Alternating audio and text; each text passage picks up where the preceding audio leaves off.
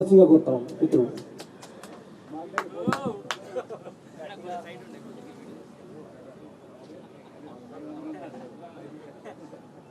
వేదిక మీద ఉన్నటువంటి బీసీ కుల బాంధవులందరికీ ఈ కార్యక్రమానికి కర్మకర్తగా ఉన్నటువంటి వ్యక్తులందరికీ సోదరులకు అలాగే మీడియా మిత్రులందరికీ పేరు పేరున నమస్కారం తెలియజేస్తా ఉన్నా. ఇవాళ ఒక గొప్ప వ్యక్తి జన్మదినం సందర్భంగా ఇందిరా పార్క్ దగ్గర సత్యాగ్రహ దీక్ష, బీసీల సత్యాగ్రహ దీక్ష కార్యక్రమం జరగడం, అందులో ఏ ఆహ్వానం లేకపోయినప్పటికీ అందరూ రావడం, ఇది బీసీల్లో వచ్చినటువంటి చైతన్యానికి ఒక ప్రతిరూపం లెక్క కనిపిస్తూ ఉంది. సోదరులారా, ఇప్పుడే చాలా మంది మిత్రులు కూడా మాట్లాడినారు. అయితే సత్యాగ్రహ దీక్ష, తర్వాత నిరాహార దీక్ష, ఆమరణ నిరాహార దీక్ష, ఇవి బీసీలకు తమ రాజ్యాధికారాన్ని సాధించుకోవడానికి వాడుతున్నటువంటి ఒక కార్యక్రమం. ఏమైతుంది మరి? నిరాహార దీక్ష చేస్తే మనసు అంటే ఎండుతుంది, బాగా తిని యుద్ధానికి పోదాం పని. ఎందుకు చెప్తున్న ఈ మాట అంటే, అవతలోడు తిని ఉండే మనం బలహీనంగా పోతే యుద్ధంలో దిగి ఓడిపోతాం. మంచిగా బలమైన సైనికుల లెక్క తయారై యుద్ధానికి పోతే ఈ యుద్ధంలో గెలుస్తాం.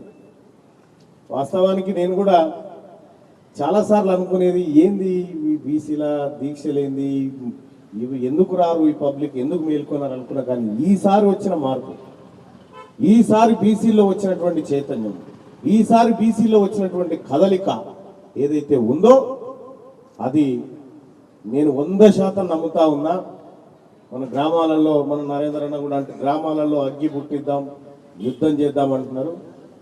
ఎందుకో ఏమో తెలంగాణ రాష్ట్రానికే, ఈ ప్రాంతానికే ప్రతి 10 ఏళ్లకు ఉద్యమం పుట్టిస్తుంది. ఈ గడ్డ ప్రతి 10 ఏళ్లకు ఉద్యమం పుట్టిస్తూ ఉంటుంది. ఇక తెలంగాణలో మిగిలిన ఉద్యమాలు అయితే ఇది ఒక్కటే, బీచ్ ఒక్కటే మిగిలినట్టుంది. అన్నీ అయిపోయింది, దేశంలోనే అన్నీ అయిపోయినాయి. కాబట్టి బీసీల ఉద్యమం మరొక గొప్ప ఉద్యమంగా మారబోతా ఉంది.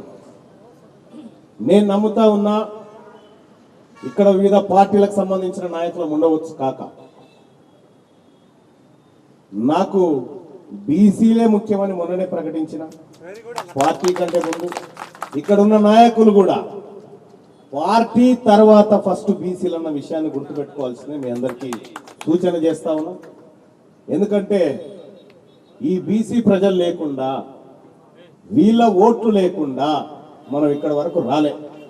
కాబట్టి ఏదైతే తెలంగాణ ఉద్యమంలో మీ పదవులను తునప్రాయంగా ఈసీ అవతల కొట్టినో, రాబోయేటువంటి బీసీ ఉద్యమంలో కూడా ఈ పదవులు కేవలం తునప్రాయంగా వదలడానికి కూడా సిద్ధంగా ఉండాలని చెప్పి మీ అందరికీ రిక్వెస్ట్ చేస్తా ఉన్నా. ఇవాళ మనం ఊకున్న బీసీలు ఊకునే పరిస్థితిలో లేరు గ్రౌండ్లో. ఎందుకంటే గ్రౌండ్ అంతా తయారైపోయింది, గ్రౌండ్లో చైతన్యవంతం అయిపోయినారు. ఎక్కడ చూసినా బీసీ సమాజం పైన చర్చ జరుగుతూ ఉంది. ఏం జరుగుతుంది అనేటువంటి అంశం మీద ఒక చర్చ జరుగుతూ ఉంది. సో ఈ వేదిక నుంచి కూడా కాంగ్రెస్ పార్టీ అధినాయకుడు రాహుల్ గాంధీ గారు 42% రిజర్వేషన్ ప్లస్ బీసీల కులగణన చేపడతామనేటువంటి కామారెడ్డి డిక్లరేషన్ ఏదైతే ఉందో, కాంగ్రెస్ పార్టీ ఆ మాట కట్టుబడి ఉంటుంది, ఉండి తీరాల్సిందే. అలాగే కాంగ్రెస్ పార్టీ తన స్టాండ్ను కామారెడ్డి డిక్లరేషన్ రూపంలో తీసుకొచ్చిన విధంగా అటు భారతీయ జనతా పార్టీ కానీ ఇటు బీఆర్ఎస్ పార్టీ కానీ తమ అధినాయకత్వాల చేత ఈ స్టాండ్ను బయటికి తీసుకురావాల్సినటువంటి ఆవశ్యకత ఏర్పడ్డది. వాళ్ళ మీద మీరంతా కూడా ఒత్తిడి పెట్టాల్సినటువంటి సమయం ఆసన్నమైంది. ఎస్, కాంగ్రెస్ పార్టీ బీసీలకు అన్యాయం చేస్తుందని తెలిస్తే మొదటగా వ్యతిరేకించి నోరెత్తేది గొంతెత్తేది తీన్మార్ మల్లన్ననే.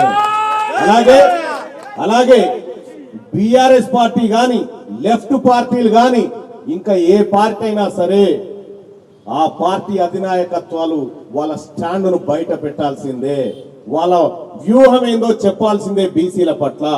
ఇది ఈ సత్యాగ్రహ దీక్ష ద్వారా మేము అడుగుతున్నటువంటి మాట.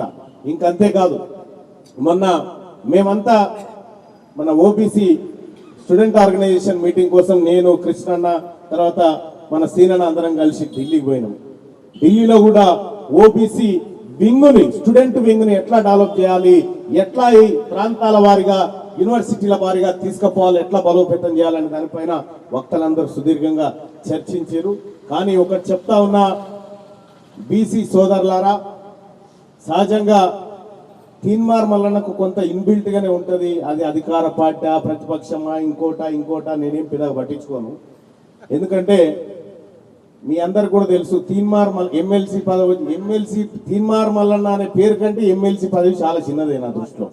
కాబట్టి తీన్మార్ మల్లన్న అనే పదాన్ని, ఆ మనిషిని తయారు చేసినటువంటి సమాజమే ఇవాళ సంక్షోభంలో ఉంటే మల్లన్నకు ఎమ్మెల్సీ పదవి కొత్త పేద కిరీటం ఏం కాదు, కాబోదు కూడా అని చెప్పి తెలియజేస్తా ఉన్నా. సోదరులారా, రాబోయేటువంటి రోజుల్లో కొన్ని దశాబ్దాల పాటు ఈ బీసీలను ఒక్కొక్క శరీరాన్ని కలపడానికి ప్రయత్నం చేసి చేసి చేసి ఇక్కడ వరకు తీసుకొచ్చినటువంటి ఆర్ కృష్ణయ్య గారు, అలాగే ఈ సంఘాలను, బీసీలను ఐక్యం చేయడం కోసం వివిధ సంఘాల రూపంలో, వివిధ నిరసనల రూపంలో, ఉద్యమాల రూపంలో ఇక్కడి వరకు తీసుకొచ్చినటువంటి ఆ ఉద్యమ నాయకులు ఎవరైతే ఉన్నారో వీళ్ళందరినీ ఐక్యం చేయడం, వీళ్ళ ద్వారా ప్రజల్లోకి వెళ్ళడం, తద్వారా కొత్త శక్తిని పుట్టించడం, అధికారాన్ని తీసుకోవడం, ఇదే మన లక్ష్యంగా ఉండాలి. అలాగే మన ప్రజల కోసం మనము ఒకటైతే గుర్తుపెట్టుకోవాలి, వేదిక మీద ఉన్నోళ్ళు కానీ కింద ఉన్నోళ్ళు కానీ, మళ్ళా జన్మ లేదు, ఏమైనా చేస్తే ఇప్పుడే మనోళ్ళ కోసం, మళ్ళా జన్మ లేదు, ఏమైనా చేస్తే ఇప్పుడే మనోళ్ళ కోసం చేయాలి. దానికోసం అందరం కూడా సంసిద్ధులం కావాల్సినటువంటి అవసరం ఉంది. ఇక్కడ నేనైతే ఇందిరా పార్క్ నుంచి చెప్తా ఉన్నా, నాకు బీసీలు ఫస్ట్, తర్వాతనే మా ముఖ్యమంత్రి గారు అని చెప్తా ఉన్నా. మీరు కూడా మాట చెప్పాలా? మీరా వేదిక మీద ఉన్నటువంటి నాయకులు కూడా అంతే పకడ్బందీగా, అంతే నిబద్ధతతోని మనమంతా ఐక్యంగా పోరాటం చేయాలని చెప్పి నేను తెలియజేస్తా ఉన్నా. రేపు పొద్దుగాల బీసీలు ఇచ్చేటువంటి ప్రతి కార్యాచరణ, ప్రతి అంశాన్ని 100% ప్రజల్లోకి తీసుకుపోతాం. వాళ్ళ బీసీలు చెప్పేటువంటి మాట ప్రకారమే మేము ముందుకు నడుస్తామని చెప్పి మీ అందరికి హామీ ఇస్తా ఉన్నా. ఒక నాయకుని గురించి, నాయకుని దగ్గర నుంచి బీసీ సమాజం ఇదే ఎక్స్పెక్ట్ చేస్తుందేమో నేను అనుకుంటా ఉన్నా. ఇలా ఇందిరా పార్క్ కాడ దీక్ష పెట్టో, తాజ్ హోటల్లో సమావేశం పెట్టో, లేకపోతే ఇంకో చాట పెట్టో ముగించిపోయే ఉద్యమం కాదు ఇది. ఇది ప్రారంభమైన యుద్ధం. ఇది ప్రారంభం కాబోతున్నటువంటి మహా ఉగ్ర యుద్ధం ఇది. ఈ యుద్ధంలో బలమైన సైనికులే ఉండాలి తప్ప బలహీనమైనటువంటి శరీరాన్ని శిక్షించుకొని ఉపవాస దీక్షలు కాదు చేయాల్సింది. బలమైన వీర సైనికుల లెక్క బయటికి రావాల్సిన యుద్ధం ఉంది. ఆ యుద్ధంలోకి మీ అందరూ రావాల్సిందిగా మేము కూడా వస్తామని చెప్పి మీ అందరికీ తెలియజేసుకుంటూ, ఈ అవకాశాన్ని ఇచ్చినటువంటి మిత్రులకు వందనాలు తెలియజేస్తూ, జై బీసీ, జై బీసీ, ధన్యవాదాలు. Thank you Mallanna. మనము తెలంగాణ ఉద్యమంలో చూసినాము. తెలంగాణ ఉద్యమంలో కేసీఆర్ గారు అన్ని పార్టీలతోటి తెలంగాణకు అనుకూలంగా లెటర్లు తీసుకోవడం జరిగింది. అన్ని పార్టీలని ఆ రోజు ఉద్యమంలో భాగస్వామ్యం చేయడం జరిగింది. ఆ రోజు కాంగ్రెస్ పార్టీలో కానీ, బీజేపీలో కానీ, కమ్యూనిస్టులు కానీ అందరూ కూడా తమ వైఖరి చెప్పడం జరిగింది. ఇలా అట్లాగే కాంగ్రెస్ పార్టీ నుంచి, అధికార పార్టీ కాంగ్రెస్ పార్టీ నుంచి ఇలా తీర్మానం రావడము మనకు చాలా ధైర్యము, శక్తినిస్తుంది. అంతకు వినయ్ గారు వచ్చిండు, విఎన్ అంతా కూడా వచ్చేది ఉండే. మనం అన్ని పార్టీలు కలిసి అందరితోటి ఐక్యంగా ఉద్యమం చేద్దాము. మన మిత్రులు అన్న శ్రీనివాస్ గౌడ్ అన్న మాట్లాడుతాడు, తర్వాత కృష్ణ మనకు దీక్షను విరింపజేస్తాడు. ఎవరు కూడా అన్నిగా భావించద్దు. పరిచయం చేస్తాను. ఏటిగడ్డ అరుణక్క, చాపకుర్తి కుమార్ గాడ్కే గారు, అట్లా చాపర్తి కుమార్ గాడ్కే గారు, అట్లాగే మా మొదటి నుంచి కూడా ఉద్యమంలో, ఇలా బీసీ ఉద్యమం చాలా అయినప్పటి నుంచి మరి నాకు వెనుక ఉండి ఈ ఉద్యమంలో సపోర్ట్ చేస్తున్నటువంటి మా మేకల కృష్ణన్న జర్నలిస్ట్ ఫోరం ఒకసారి పరిచయం కావాల్సిందిగా కోరుతా ఉన్నాను. అట్లాగే లొడంగి గోవర్ధన్ అడ్వకేట్ నుంచి వారిని కూడా పరిచయం కావాల్సిందిగా కోరుతా ఉన్నాము.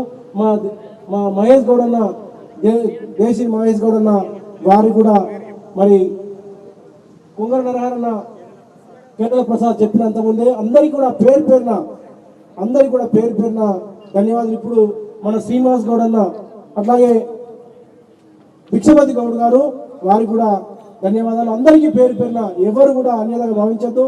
అక్కలు అన్నల తమ్ములు అందరూ నాయకులే. ఇలా వందలాది మంది జిల్లాల నుంచి వచ్చిన